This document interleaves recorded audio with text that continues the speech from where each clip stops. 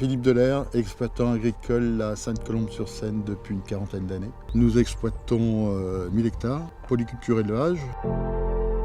Bertrand Godot, exploitant agricole à Fontaine-Henri-du-Émois sur une exploitation de polyculture élevage depuis 2003.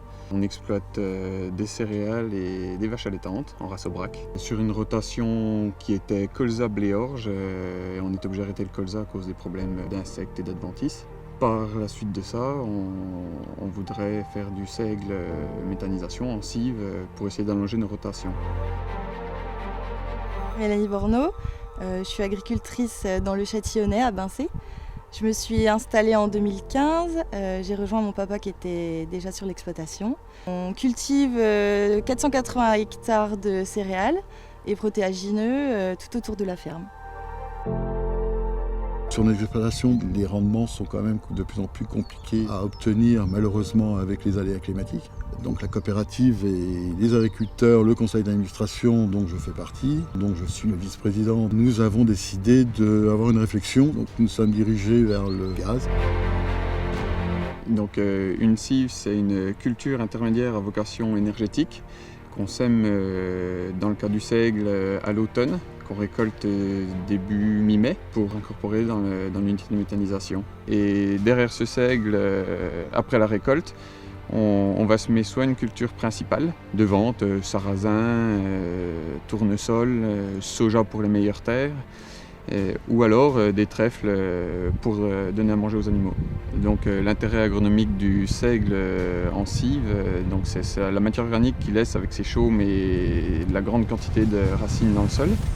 Et le digestat, après passage dans le digesteur du seigle, qui permet de se substituer aux engrais chimiques.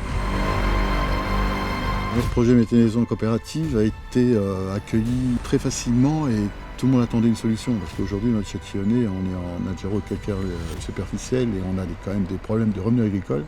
Donc la coopérative, par cette méthanisation, est venue apporter quand même un élément booster pour beaucoup d'agriculteurs. Pour réunir les 150 agriculteurs qui sont dans le projet, en 6 mois c'était fait. Les 150 agriculteurs représentent 5000 hectares quand même, c'est pas rien. Donc c'est quand même un gros projet qu'on est en train de construire ensemble. Ça faisait longtemps que je m'intéressais à la méthanisation, j'avais un projet personnel il y a une dizaine d'années. Et quand ils nous ont proposé d'intégrer le projet collectif, je m'y suis intéressé et j'avais envie d'y aller. Au niveau des bénéfices agronomiques de la méthanisation, il y en a plusieurs. C'est que déjà on va semer du seigle, donc on va semer au mois de septembre, récolter à peu près au mois de mai, donc quand la plante sera encore verte. Donc les récolter à un cycle différent, ça va nous aider à plein de choses. Déjà on les sèmera un peu plus tôt, donc ça permettra d'étouffer un petit peu les mauvaises herbes. Comme dans toutes les exploitations, on est embêté par les adventices.